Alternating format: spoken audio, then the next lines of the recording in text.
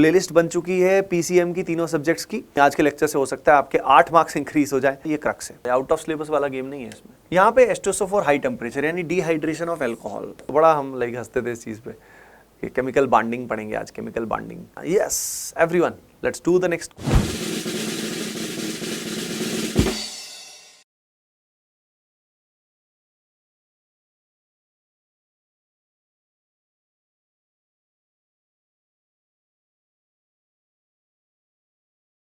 हे बच्चों, आज हम ब्रह्मास्त्र सीरीज में आगे चलने वाले हैं। बहुत बहुत मज़ा आने वाला है।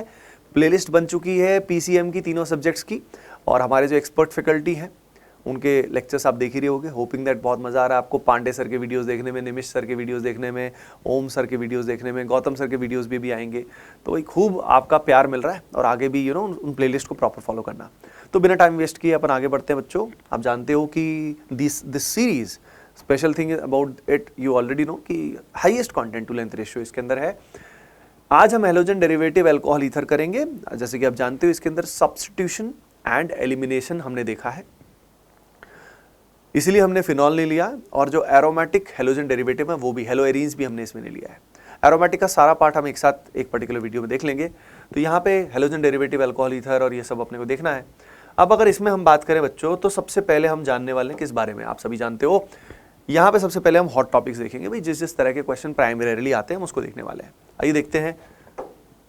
सबसे पहले बच्चों देखो, ये जो पूरा ना ये क्रक्स है, ये पूरा क्रक्स है। इस तरह के क्वेश्चंस मतलब 90% चांस है कि जो आपके क्वेश्चन इसमें 1 से 2 आते हैं, वो 1 से 2 क्वेश्चन आने के अच्छे चांस हैं। यानी आज के लेक्चर से हो सकता है आपके 8 मार्क्स इंक्रीज हो जाए जेई में, बहुत हेल्पफुल हो सकता है। तो यहाँ पे ये जो है ये क्रक्स है, जिसमें SN1 जो होता है, आप सभी जानते हो SN1 के अंदर बच्चों rate is directly proportional to stability of carbocation. इस कॉन्सेप्ट और रेट कंपैरिजन पे, मेजर प्रोडक्ट पे काफ़ी क्वेश्चन आते हैं। केटायन है तो रीअरेंजमेंट भी पॉसिबल है। सिमिलर SN1 से जैसा जो होता है वो होता है E1 मैकेनिज्म। क्या होता है? E1 होता है, जिसमें डिहाइड्रेशन ऑफ एल्कोहल में E1 का यूज़ किया जाता है। और यहाँ पे भी रेट जो होता है बच्चों, वो कार्बोकेटायन की स्टेबिलिटी के डायरेक्टली प्रोपोर्शनल होता है, and rearrangement of carbocation possible होता है। तो SN1 और E1 को आप सिमिलर कंपैरिजन कर सकते हो। सिमिलरली E2 और SN2 को कंपेयर कर सकते हो, जिसमें E2 is more important then SN2। E2 खास तौर पे इंपॉर्टेंट है, जिसके अंदर हमारे पास 2 तरह के प्रोडक्ट बनते हैं, आप सभी को पता होगा बच्चों। या तो प्रोडक्ट बन सकता है हमारे पास सेडजेफ, या हमारे पास दूसरा प्रोडक्ट जो बन सकता है वो बन सकता है हॉफमैन। अगर हम बात करें सेडजेफ एंड हॉफमैन के अंदर, तो नॉर्मली सेडजेफ डोमिनेट करता है, लेकिन कभी कभी हॉफमैन का दिन भी आता है जिसमें हॉफमैन एलिमिनेशन डोमिनेट करती है। तो इस तरह के क्वेश्चन, और E2 की स्टीरियोकेमिस्ट्री, E2 आप सभी को पता होना चाहिए, इट इज एंटी एलिमिनेशन। तो ये अपने को क्लियर होना बहुत ज़रूरी है। उसके अलावा जैसे कि मैंने बताया, आजकल फिजिकल प्रॉपर्टीज यूजेस जो हैं, फिजिकल प्रॉपर्टी खास तौर पे इनके ट्रेंड जो हैं, ये भी अपने को NCERT से अंडरस्टैंड करनी चाहिए। वेरियस टेबल्स को देखना चाहिए कि भाई डायपोल मोमेंट का क्या ऑर्डर आ रहा है। We have to observe this, very important. Along with that अगर हम बात करें न्यूक्लियोफिलिसिटी, तो भाई न्यूक्लियोफिलिसिटी कंपैरिजन जो है इट मतलब आ जाते हैं, इससे क्वेश्चन भी आ जाते हैं। ईथर का रिएक्शन HI के साथ, या ईथर का हाइड्रोलिसिस, या अगर हम बात करें बच्चों तो ईथर का एक फॉर्मेशन वाला रिएक्शन होता है, इसको बोलते हैं विलियमसन ईथर सिंथेसिस। ईथर की ये पर्टिकुलर रिएक्शंस हमको ढंग से आनी चाहिए। अलॉन्ग विद दैट बाकी सब मैंने बताई दिया। तो बच्चों ये क्रक्स है, मतलब ये तो अपने को ढंग से करना ही है, मतलब most of the questions will come from this only. बाकी तो और कंसेप्ट बहुत सारे होते हैं। अब सीधा अपन क्वेश्चंस पे जाते हैं। जैसे कि आप सभी जानते हो ये क्वेश्चंस हमने लिए हुए हैं, काफ़ी क्वेश्चंस हमने AOTS हमारी जो मॉक टेस्ट सीरीज है बच्चों जेईई मेन की, उससे लिए हुए हैं। और हर साल काफ़ी सारे क्वेश्चंस, लगभग 60 to 70% क्वेश्चंस जो हैं जेईई मेन में बिल्कुल सिमिलर आते हैं, कई तो सेम भी आ जाते हैं ऑलमोस्ट। तो भाई ये क्वेश्चन करेंगे सबसे पहले। यहाँ पे इस क्वेश्चन में देखिएगा, वीडियो को पॉज करके ट्राई करिए। यहाँ पे ये Z नहीं है, यहाँ पे स्लो है, it is a slow reaction. तो सभी ट्राई करें इसको जल्दी से। It's a beautiful question and everybody try करिए। एजर्शन रीजन, वही आप देख रहे हो, एजर्शन रीजन से क्वेश्चन आते हैं, तो एजर्शन रीजन की हमें प्रैक्टिस करनी है, हमें पता होना चाहिए अप्रोच ढंग से, है ना। सबसे पहले देखो इसको अप्रोच करने का तरीका, चलो होपिंग दैट तुमने ट्राई किया होगा। देखो इसका करेक्ट आंसर जो है बच्चों वो है 3। एजर्शन रीजन दोनों ट्रू है, और रीजन जो है वो एक्सप्लेनेशन भी एजर्शन का सही है। अब यहाँ पे अगर मैं बात करूँ तो एजर्शन रीजन को अप्रोच करने का क्या तरीका होता है बच्चों। एजर्शन रीजन वाले क्वेश्चंस को सॉल्व करने का one of the very good way is कि पहले एजर्शन को इंडिविजुअली देखो, रीजन को इंडिविजुअली देखो और फिर अपने आप दिमाग में सोचो, रिलेट करने की कोशिश करो कि ये स्टेटमेंट लिखी हुई है बिकॉज दिस, क्या वो जच रहा है? तो पहले एजर्शन देख लिया, रीजन देख लिया। अगर एजर्शन ट्रू है, ये फॉल्स है, तो उससे तो क्वेश्चन वैसे ही हो गया। पॉइंट तब आता है जब थोड़ा मुश्किल होता है, वो ये होता है कि जब दोनों सही में ट्रू है लेकिन वो एक्सप्लेनेशन है कि नहीं, तो आपको अपने आप समझ में आ जाएगा कि भाई वो रियल में उसका एक्सप्लेनेशन है कि नहीं, उस बात को वो जस्टिफाई कर रहा है कि नहीं कर रहा है। समझ रहे हो क्या? तो उसके अंदर आपकी कंसेप्चुअल अंडरस्टैंडिंग होनी चाहिए। तो हमेशा सबसे पहले एजर्शन को अलग देखिए, रीजन को अलग देखिए। हो सकता है क्वेश्चन उसी से ही आपका जल्दी ठीक हो जाए, क्योंकि कोई भी एक गलत हो गया तो क्वेश्चन आपका सॉल्व हो गया। लेकिन अगर दोनों सही हैं, then you have to connect them and understand कि वेदर एजर्शन जो बोला गया है, रीजन उसका प्रॉपर रीजन है कि नहीं। जैसे यहाँ हाइड्रोलिसिस की बात कर रखी है, हाइड्रोलिसिस में बोला गया है कि यार हाइड्रोलिसिस नॉर्मली एक स्लो रिएक्शन होती है, हाइड्रोलिसिस करना है तो इट्स अ स्लो रिएक्शन। तो यार देखो, वैसे तो हाइड्रोलिसिस डिपेंड करती है कि कौन सा एल्काइल हैलाइड है। 3 डिग्री है तो बहुत फास्ट भी हो सकती है, तो निर्भर करता है। तो मान लीजिए यहाँ हाइड्रोलिसिस करना है, अब बोला हुआ है कि NaI के प्रेजेंस में रेट ऑफ हाइड्रोलिसिस इंक्रीज होता है। तो NaI क्या करता है ना, यहाँ पे NaI यहाँ पे 2 काम करता है, एज ए न्यूक्लियोफाइल भी काम करता है, एज ए लिविंग ग्रुप भी काम करता है। सबसे पहले वो Cl को निकालने में हेल्प करता है, क्योंकि ये खुद न्यूक्लियोफाइल अच्छा है। तो फिर I यहाँ आ जाता है, और I आ जाता है तो I की अच्छी बात क्या है कि वो निकल भी आराम से जाता है। ठीक है, तो दोनों ही कमाल की बात है। तो ये पैराडॉक्सिकल लगता है कि यार कर क्या रहा है, वो दोनों ही काम कर रहा है, वो अच्छा न्यूक्लियोफाइल भी है और वो अच्छा लिविंग ग्रुप भी है। और दैट इज वाई इससे रेट क्या हो जाता है, एनहेंस हो जाता है। नेचुरली जब लिविंग ग्रुप को निकालना आसान हो जाएगा तो rate will automatically be enhanced. चलो डियर स्टूडेंट्स, देखो भाई आप सभी को बता देता हूं, सभी को AOTS का हिस्सा बन जाना है, बहुत फायदा होने वाला है बच्चों। ठीक है, और आप जानते हो ना इतने सारे क्वेश्चन बिल्कुल सिमिलर आते हैं, तो रियल एग्जाम से पहले अगर आप बिल्कुल रियल एग्जाम जैसी फील लेना चाहते हो तो गिव AOTS रेगुलरली, सभी इसका हिस्सा बने। इसमें बच्चों चैप्टर वाइज टेस्ट सीरीज भी इंक्लूडेड है, आप सभी जानते हो। Along with that live mentorship sessions भी होते हैं, ताकि आपके मॉक टेस्ट के स्कोर को बूस्ट हम कर सके। वीडियो सॉल्यूशंस भी अवेलेबल है यार फुल टेस्ट के। तो भाई इतनी कॉम्प्रिहेंसिव टेस्ट सीरीज है, इसका आज ही फायदा उठाएं। ऐप और वेबसाइट पे जाइए, दोनों में कहीं पे भी जाके स्टार बैचेस सेक्शन में जाइए और वहां से तुरंत इसका हिस्सा बन जाइएगा।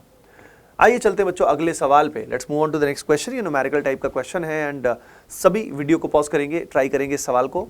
एवरीवन,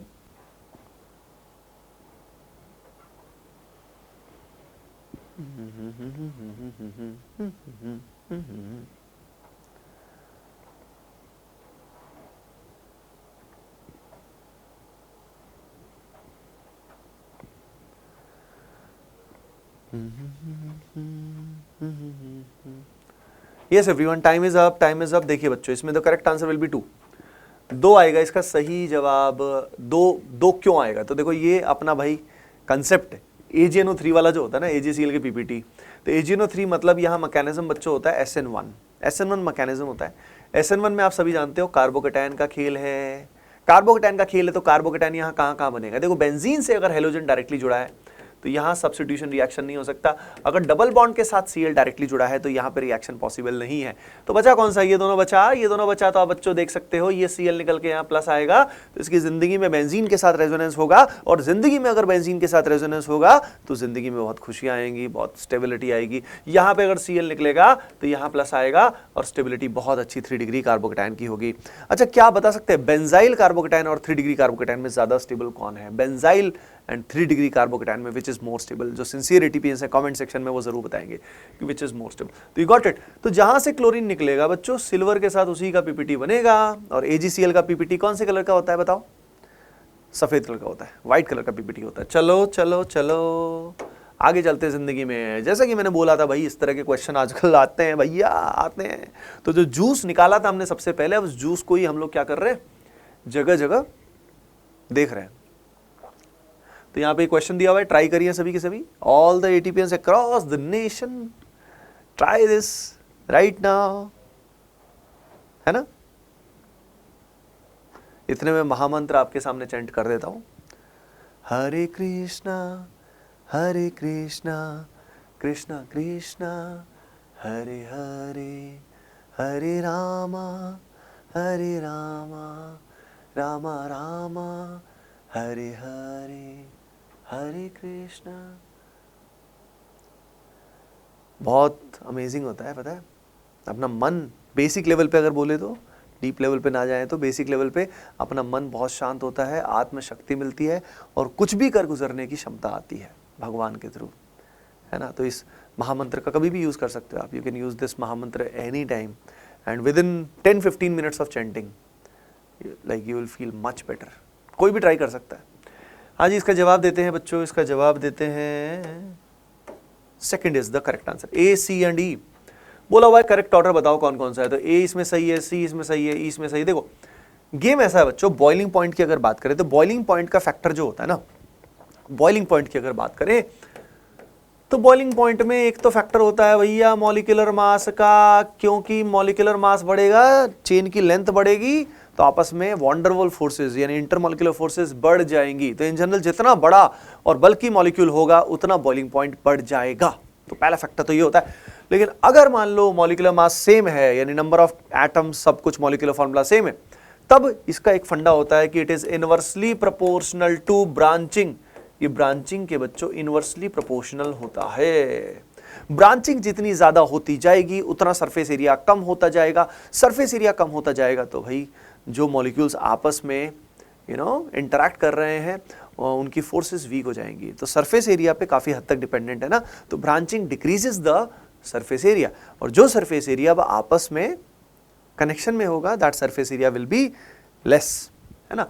उसके अलावा it is directly proportional to dipole moment. Polarity जो है बेसिकली पोलैरिटी के डायरेक्टली प्रोपोर्शनल होता है। तो इस तरीके से हम कर सकते हैं। ये क्वेश्चन सारे के सारे इसी बेसिस पे आपके हो जाने वाले हैं। यू गॉट द पॉइंट, है ना बच्चों। चलो चलो चलो चलो, let's move forward in life. Yes, here comes this question. ये क्वेश्चन जो है ये थोड़ा एरोमेटिक हाइड्रोकार्बन का हो गया, बट ठीक है कर लेते हैं, मतलब क्योंकि कुछ कुछ मिक्सचर तो चलता है सवालों के अंदर। तो try this question everybody and video को पॉज करके ट्राई करिए सभी के सभी, ऑल द एटीपियंस।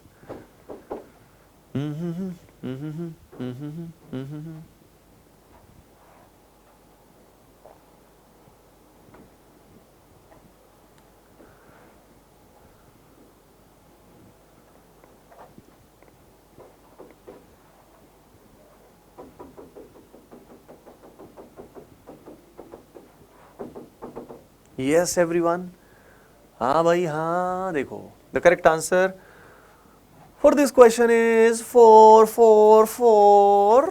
देखिए 4 में क्या हो रहा है यहाँ पे, रिएक्शन जो है ये सभी को पता है कि अगर एक एरोमेटिक हैलाइड है, हेलोएरीन है, और एक एल्काइल हैलाइड है, तो ऐसे केस में इसको वुर्ज-फिटिक बोलते हैं।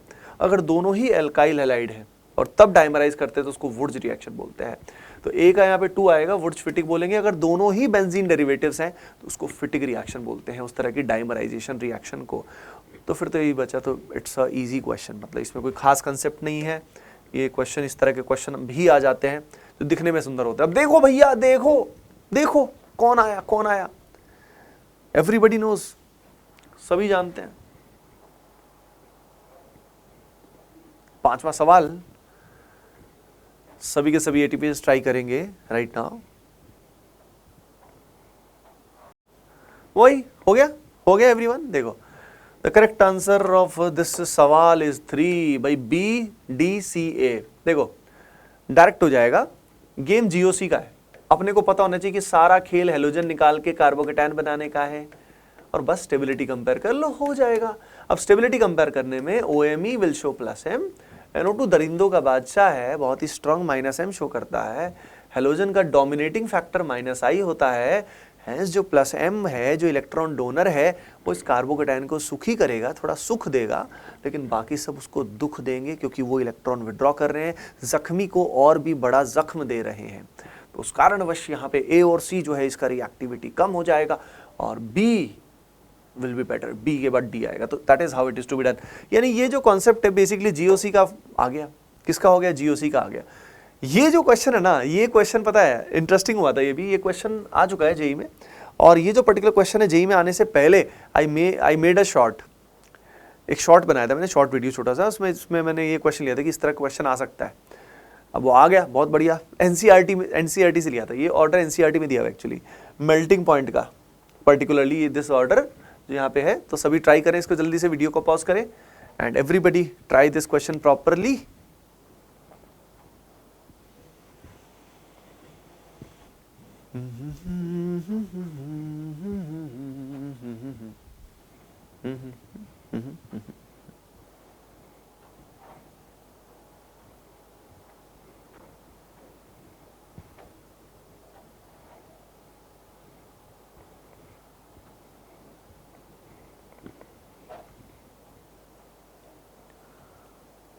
हाँ जी, हो गया, ट्राई हो गया। देखो the correct answer of this question is 4। यहाँ पे बच्चों क्या होता है, मेल्टिंग पॉइंट जो होता है ना वो डिपेंड करता है पैकिंग पे।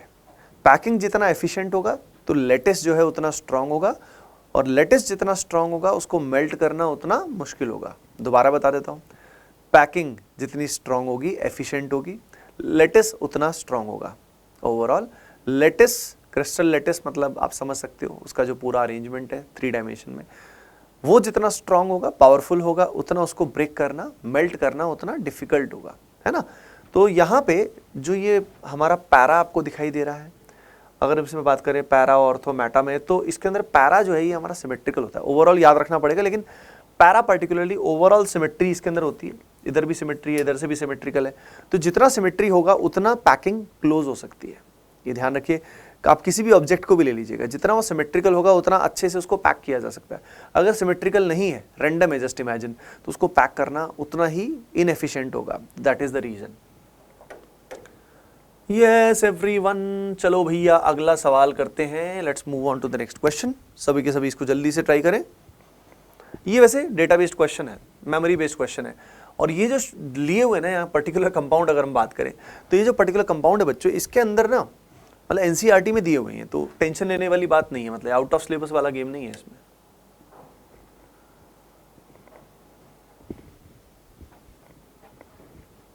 Yes everyone, all the ATPians across the nation, do it, do it, do it, do it, do it, do it।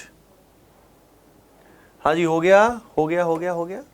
देखो भी द करेक्ट आंसर इज गेमेक्सीन। गेमेक्सीन के अंदर सबसे ज्यादा हेलोजन एटम्स हैं। अगर हम गेमेक्सीन की बात करें तो यहाँ पे बच्चों, यहाँ पे इतने सारे Cl होते हैं, पता है आपको, बहुत सारे 6 हेलोजन्स होते हैं, बाकी सब में इतने नहीं होते हैं। ठीक है, इनके स्ट्रक्चर देखने, just see them from the NCERT से आप देख सकते हो। हाँ हाँ हाँ, okay. Question number 8, let's do it dear ATPians, all the जोशीला ones, all the best ones, जो बहुत ही अमेजिंग करने वाले हैं रियल एग्जाम में। सब तुम बहुत अच्छा करने वाले हो, मुझे पूरा बिलीफ है, 100% बिलीफ है। तुम सब बहुत अच्छा करोगे। जो भी अभी तक आराम से सेशन को देख रहे हैं और आराम से प्रॉब्लम को सॉल्व कर रहे हैं, they will do really really well. बहुत अच्छा करोगे।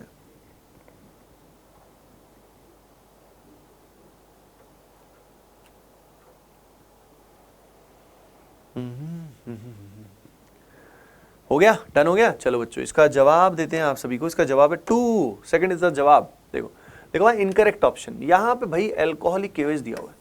एल्कोहलिक केवेज जो होता है ना, वो करता है एलिमिनेशन करता है अगर वो, तो ऐसे केस में बच्चों यहाँ पे Br हट के OH सब्स्टिट्यूशन रिएक्शन नहीं होगा। So this is incorrect, this is wrong. Yes everyone, all the ATPians, graph based question आया है, and graph based beautiful question. Try करिए सभी के सभी जल्दी से इसको, सभी के सभी इसको जल्दी से करेंगे, बढ़िया से करेंगे। और आप समझ रहे हैं कि ब्रह्मास्त्र सीरीज में जिस तरह के क्वेश्चन तीनों सब्जेक्ट्स में लिए गए हैं, फिजिक्स केमिस्ट्री मैथमेटिक्स, इनको ढंग से कर लेते हो तो बहुत हाई चांसेस है कि बिल्कुल similar questions you will get.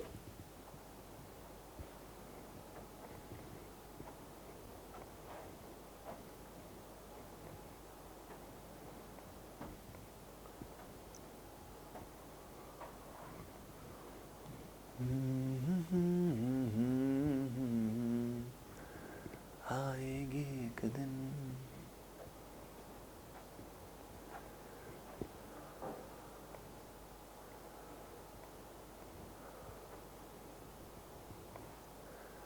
जिंदगी एक सफर है सुहाना, यहाँ कल क्या हो किसने जाना।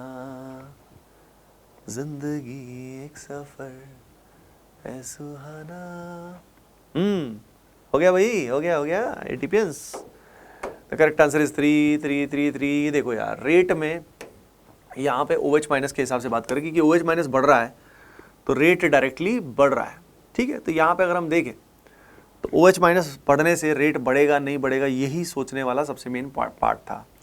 यहाँ पे अगर हम देखें तो यहाँ पे अपने सामने दिया हुआ है ट्राइफेनाइल, 3 बेंजीन दिए हुए हैं, और 3 बेंजीन के साथ हमने दिया हुआ है Cl, और यहाँ पे OH माइनस है। ठीक है, और साथ में दिया हुआ है पिरिडीन। तो यहाँ पे क्या होगा, यहाँ पे Cl निकलेगा। अब क्या है, 3 डिग्री है, 3 डिग्री तो SN2 तो हो नहीं सकता, SN2 नहीं होगा तो यहाँ पे कार्बोकेटायन बनेगा। तो जब यहाँ मैकेनिज्म SN1 है तो रेट जो होता है बच्चों, रेट न्यूक्लियोफाइल पे डिपेंड नहीं करता, ये रेट डिपेंड करता है जो हमारा दिया हुआ ये पर्टिकुलर सब्सटेंस है उसके कॉन्सेंट्रेशन पे डिपेंड करता है, ठीक है। जब उसके कॉन्सेंट्रेशन पे डिपेंड करता है, वो सॉरी 3 ये हो गया, तो ये नहीं है ना। तो आप देख सकते हो कि यहाँ पे जो हमारा एल्काइल हैलाइड है इसके कॉन्सेंट्रेशन पे डिपेंड करेगा। तो बहुत ही सिंपल है, जो रेट लॉ होता है SN1 में, उसमें रेट लॉ में rate is directly proportional to concentration of alkyl halide, है ना बच्चों। बस न्यूक्लियोफाइल पे डिपेंड नहीं करता, because nucleophile rate determining step में इन्वॉल्व नहीं है, because nucleophile is not involve in the rate determining step. Hoping that you got the point. Yes everyone, here comes the next interesting question. सभी के सभी try करें इस सवाल को बच्चों। आज का 10वां सवाल आपके सामने आ चुका है।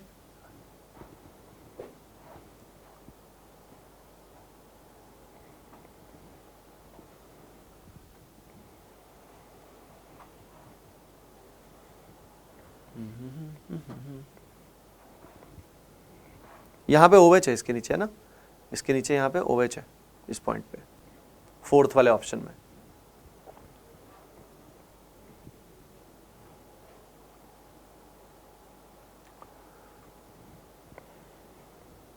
चलो भाई, टाइम इज अप, टाइम हो गया।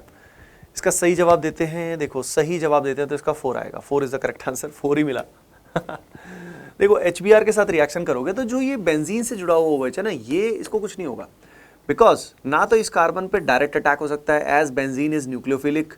उसके अलावा अगर हम बात करें बच्चों तो यहाँ पे और क्या नहीं हो सकता है। अगर हम देखें तो इसके अंदर H2O निकल के कार्बोकेटायन फॉर्म भी नहीं हो सकता है। तो आपने देखा कि बेंजीन पे जब OH जुड़ा होगा, उस OH को डायरेक्टली रिमूव करना सिंपल नहीं होता है। तो ये OH तो वैसे का वैसा रहेगा, सिमिलरली यहाँ पे भी ये OH वैसा का वैसा रहेगा।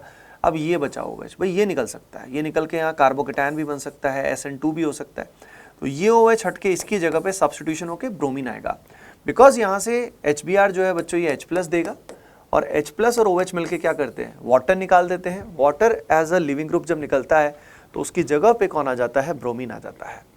यहाँ पे अगर करेंगे ईथर के साथ रिएक्शन, तो ईथर के साथ रिएक्शन करके भी काम हो जाएगा, जिसके अंदर सबसे पहले H+ का ऐसे यहाँ प्रोटोनेशन होता है, फिर जो Br- आपको दिखाई दे रहा है, ये Br- यहाँ अटैक करता है, और उसके बाद यहाँ पे बॉन्ड ब्रेक होता है। तो this is how it is to be done. इस तरीके से यहाँ पे काम हो जाएगा। You got the point? Okay, चलो here comes the next interesting question. यहाँ पे आपको दिया हुआ है H2SO4 हीट एंड मेजर बताना है। क्वेश्चन नंबर 11, सभी के सभी बच्चे ट्राई करेंगे। Try this question right now.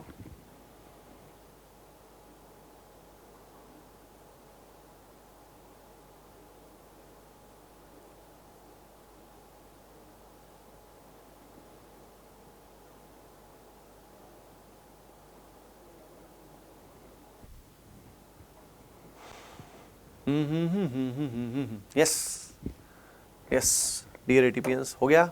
First is the correct answer. देखो यार, ये आसान था। यहाँ पे H2SO4 हाई टेम्परेचर यानी डिहाइड्रेशन ऑफ एल्कोहल। डिहाइड्रेशन में सबसे पहले H2O निकल के प्लस आएगा। H2O निकल के प्लस आने के बाद इसकी चाहत होगी रीअरेंज किया जाए, क्योंकि कार्बोकेटायन पहले से स्टेबल बन सकता है। तो यहाँ पे होगा 1,2 मिथाइल शिफ्ट। ये मिथाइल यहाँ से इधर चला जाएगा बच्चों। अब जब यहाँ से इधर जाएगा तो जिस पॉइंट से ये निकला है उस पॉइंट पे क्या आएगा, प्लस।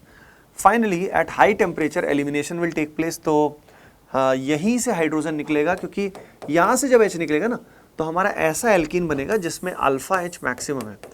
इसको बोलते हैं Saytzeff alkene. The more substituted alkene is more stable and generally a major product because of this factor only. Here comes the next question for all of you. खूब मतलब मौज करो बढ़िया से, आराम से एक एक क्वेश्चन को करो ढंग से, एंड सिमिलर क्वेश्चंस की और प्रैक्टिस कर लो, काम हो जाएगा आपका, काम हो जाएगा। और इसके वन शॉट बना रखे मैंने, अगर आपको पूरा रिवीजन करना है कि कॉन्सेप्ट रिवाइज करना है, so you can see my one shot series देख सकते हो। अभी रिसेंट वाली देख सकते हो, पहले वाली भी बनी हुई है लेकिन अभी वाली भी देख सकते हो। कुछ वीडियोस है जो पहले मैंने बना रखे, अभी वाले में नहीं बने, जो POC के वन शॉट है, और कुछ one shot I think I made earlier, तो उनको देख सकते हो। एंड हर सब्जेक्ट में इवन वन शॉट देख सकते हो। वन शॉट सीरीज जो है आप सभी जानते हो, हम लोगों ने ही ATP star started one shot series, and वो आज तक भी वन ऑफ द बेस्ट है, highest content to length ratio.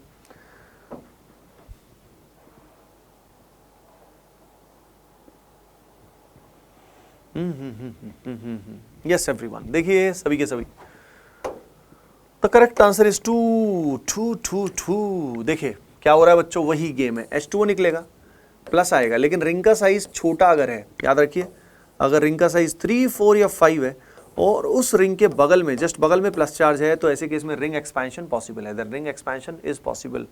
तो यहाँ पे रिंग एक्सपेंशन करोगे, ये जो आपको दिखाई दे रहा है, ये वाला इलेक्ट्रॉन पेयर यहाँ से निकलेगा। याद रखिए रिंग एक्सपेंशन भी एक तरह का 1 to शिफ्ट ही होता है। तो इसको कहाँ से करते हैं, कई बच्चों को बड़ा कन्फ्यूजन होता है, पर उसका फंडा ये होता है कि जो प्लस चार्ज है ना, उसके बगल वाले पॉइंट से बॉन्ड ब्रेक हो जाता है। बहुत सिंपल है। अब ब्रेक होके इलेक्ट्रॉन किधर जाएगा, अरे सीधी बात है ठुल्लू, माइनस जो है वो प्लस की तरफ ही जाएगा, तो ये माइनस से प्लस की ओर जाएगा, एंड उसके बाद फाइनली अपना काम एलिमिनेशन हो जाएगा। लास्ट में हाइड्रोजन रिमूव होने के बाद सिडजेफ एल्कीन इज फॉर्म्ड। तो इस तरीके से रिंग एक्सपेंशन आजकल बहुत ट्रेंड में है बच्चों, रिंग एक्सपेंशन बहुत ट्रेंड में है। ठीक है, और आपने देखा कितने क्वेश्चंस, किस तरह के क्वेश्चंस हम एक्सपेक्ट कर सकते हैं हमारे एग्जाम में। Just see the next one and try this. ये डिफिकल्ट नहीं, बहुत आसान है, आप बहुत जल्दी कर सकते हो उसको।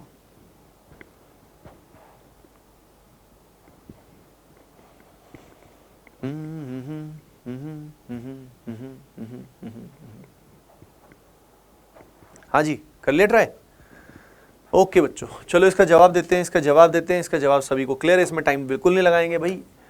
रेट बताया था ना इवन मैकेनिज्म में directly proportional to carbocation stability. तो बॉम्बे के अंदर अगर OH को निकाल डाला तो लाइफ जिंगा लाला, यहाँ प्लस आएगा, ये यहाँ पे क्या करेगा, बहुत अच्छे से रेजोनेंस स्टेबलाइज होगा, 2 पाई बॉन्ड है, प्लस है। उसके बाद B के बाद अगर हम देखें तो D दिल्ली, यहाँ पे भी अगर हम देखें तो यहाँ प्लस आएगा, तो ये इसके साथ रेजोनेंस करेगा। C पीछे रहेगा, C में रेजोनेंस डायरेक्टली नहीं होगा, रीअरेंजमेंट से हो सकता है पर वैसे नहीं होगा। और A में तो रिएक्शन ही नहीं होगी, फिनॉल में रिएक्शन नहीं होगी। रीजन मैंने बता दिया था आपको, ऑलरेडी बता दिया था, I've told already. Yes everyone, here comes the next question.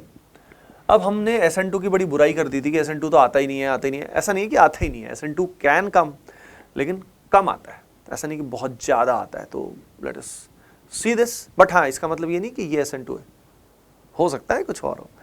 तो ट्राई करिए सभी के सभी।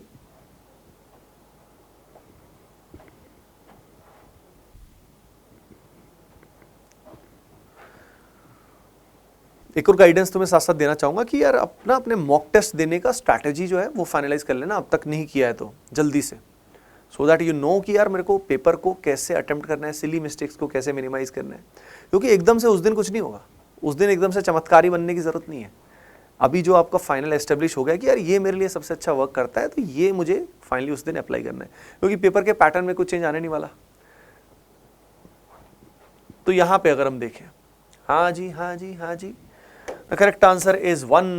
बोला हुआ the correct statement is the triester state formed in the above reaction is less polar than the localized anion. बिल्कुल सही बात है यार, triester state की polarity तो anion से कम ही होगी, लॉजिकल सी बात नहीं है क्या? क्योंकि जो triester state होता है उसके अंदर पार्शियल बॉन्ड्स होते हैं और चार्ज भी पार्शियल होता है। लेकिन अगर हम anion की बात करें तो उस पर तो पूरा चार्ज है, तो naturally it is less polar. तो triester state हमेशा ही, तो समझ रहे हो, मतलब कंसेप्चुअल बहुत ही सिंपल क्वेश्चन था, वेरी सिंपल क्वेश्चन। आइए अगला क्वेश्चन, देखो वही सेम बात आ गई, वही सेम आ गई। बताओ सबसे रिएक्टिविटी ज़्यादा किसकी? मतलब इनके पैटर्न को डिकोड करना, अगर हम बात करें एनटी के पैटर्न को डिकोड करना, कोई एटीपीएन से सीखे, बहुत क्लियरली पता लग जाता है कि क्या कर क्या रहे हैं, व्हाट आर दे डूइंग, तो डू इट। और रीसेंट जो कुछ ईयर्स हैं उनके एक्सपीरियंस से यही हो रहा है, रीसेंट कुछ ईयर्स से यही हो रहा है।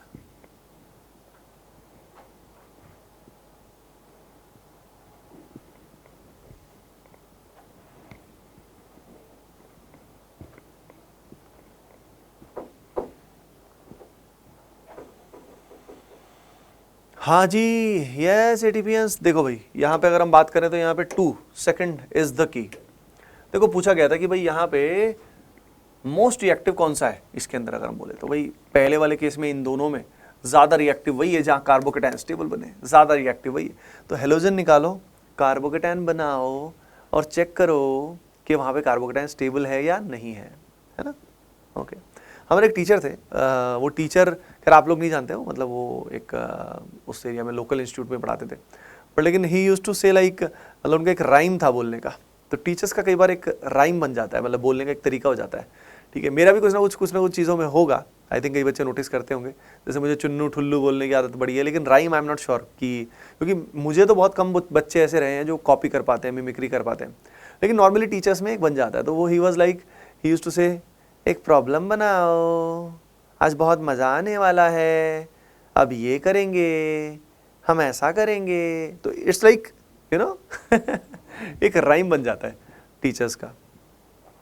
एक हमारे सर थे मैथमेटिक्स में, वो वैल्यू को वैल्यू, वी को भ बोल देते थे, तो वैल्यू को वैल्यू बोलते थे, है ना। मतलब उनका प्रोनाउंसिएशन ऐसा ही था, लेकिन he used to teach very good. Both of the teachers, जैसे जो पहले मैंने बताया वो भी बहुत अच्छा पढ़ाते थे, he used to teach good and mathematics में पढ़े, लेकिन उनकी जो प्रोनाउंसिएशन थी उसमें कुछ कुछ शब्द इस तरह के थे। एक सर थे जो पढ़ाते थे, वो बॉन्ड को बांड बोलते थे, है ना। तो बड़ा हम लाइक हंसते थे इस चीज़ पे कि केमिकल बॉन्डिंग पढ़ेंगे आज, केमिकल बॉन्डिंग। तो जेम्स बॉन्ड को क्या बोलेंगे वो सर? जेम्स बॉन्ड, मैं हूँ जेम्स बॉन्ड। तो यहाँ पे बच्चों ये बात क्लियर हो गई। चलो चलते हैं आगे, let's move forward in the life. अरे यार ये कंसेप्ट ले आए अपन इसमें, चलो ले आए तो कर लेते हैं, अब आ गया सामने। ये है SNAR का कॉन्सेप्ट, न्यूक्लियोफिलिक एरोमेटिक सब्स्टिट्यूशन।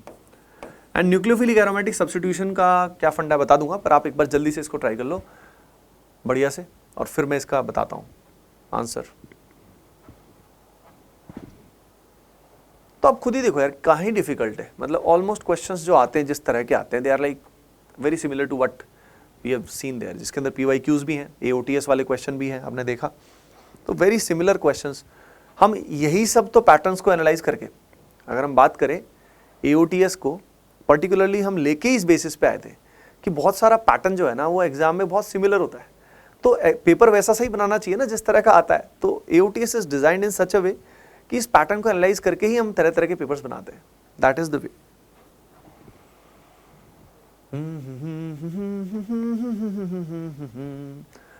हो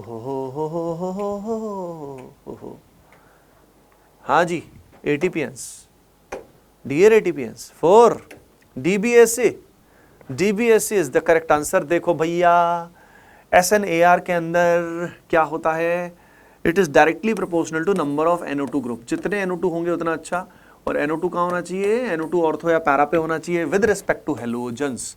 तो आप देख सकते हो ये दोनों ऑर्थो पे हैं, ये पैरा पे हैं, तो जितने NO2 बढ़ते जाएंगे ऑर्थो और पैरा पे, उतना रेट बढ़ता जाएगा, because the rate is directly proportional to stability of carbon ion. यहाँ पे बीच में मेजनहाइमर कॉम्प्लेक्स बनता है जब मैकेनिज्म होता है, और उस प्रोसेस के दौरान जब नेगेटिव चार्ज आता है तो उसको स्टेबलाइज कौन करता है, इलेक्ट्रॉन विड्रॉइंग ग्रुप करता है। तो दैट इलेक्ट्रॉन विड्रॉइंग ग्रुप वो जितना स्टेबल है उतना बढ़िया, बहुत बढ़िया रहेगा। हाँ जी हाँ, yes everyone, let's do the next question. सभी के सभी अगले क्वेश्चन को बिल्कुल बढ़िया मचा दें, कर दें। और भी क्वेश्चन करने ना, आज हो गया, मतलब बहुत हो गया। हाँ, मोर देन इनफ क्वेश्चंस हो गए, और भी करने। चलो इसी को कर लेते हैं, let's do this is the last question, let's try कि क्या बोलते हैं, इसका कंसेप्ट देखते हैं और लेट्स ट्राई कि इसका सही करो। और आपने एक बार कमेंट सेक्शन में सभी बच्चे बताना, इससे मुझे पता भी लग जाएगा कितने बच्चे रियल ATPNs हैं, जो बिल्कुल सिंसियर बच्चे हैं, ठीक है। ये पता लगाना बहुत ज़रूरी होता है, क्योंकि देखो ना, वीडियो पे व्यू तो लाइक काफ़ी सारे होंगे, लेकिन उस व्यूज़ में कितने ऐसे बच्चे हैं जो इस समय तक, एंड तक वाले क्वेश्चन, ऐसे रेयर होंगे जो बिल्कुल एंड वाला क्वेश्चन देख लेंगे, नहीं, जो देखने वाले को शुरू से एंड तक करेंगे। तो I just want to see कि how many of you are the real OGs। Yes, मजा आएगा। चलो इसका जवाब तो 17 में से कितने क्वेश्चन सही हुए बताना, ठीक है। 3 भाई देखो, बोला हुआ है कि पहली रिएक्शन जो है फर्स्ट ऑर्डर है और सेकंड रिएक्शन है सेकंड ऑर्डर है। अब किस बेसिस पे है ये, तो इसका बेसिस बच्चों ये है कि यहाँ पे NO2 लगा है, NO2 है दरिंदा नंबर 1, शो करता है -M। तो अगर यहाँ कार्बोकेटाइन बनाने की चाहत हमारी हुई तो चांटे मारने पड़ेंगे हमें। मतलब पॉइंट इज दैट कि जब प्लस आएगा तो वो हाईली अनस्टेबल हो जाएगा। तो इट इज़ बेटर कि अगर हमारे पास 1 डिग्री हैलाइड है तो वी शुड डू SN2 कर लेते हैं। तो यू गॉट इट, हमारे पास चॉइस थी यहाँ पे इन 1 डिग्री की, whether we should pursue SN1 और SN2। लेकिन ऊपर वाले केस में OM is showing plus M, तो इसकी वजह से यहाँ पे मैकेनिज्म क्या होगा, SN1। तो इट्स अ ब्यूटीफुल क्वेश्चन, छोटा सा क्वेश्चन है लेकिन it's a beautiful question. Okay बच्चों, सो बच्चों होपिंग दैट आप सबको आज के सेशन में बहुत बहुत मजा आया होगा। लाइक्स तो आपके चाहिए, सब्सक्राइब भी कर देना, है ना बच्चों। एंड अगेन मैं बोलता रहता हूँ आपके कमेंट्स बहुत अच्छे लगते हैं, तो जितने कमेंट्स करेंगे I will feel good and try to give you better and better over the period of time. Okay बच्चों, चलो फिर see you in the next particular session, bye bye, take care and keep doing well, love you all.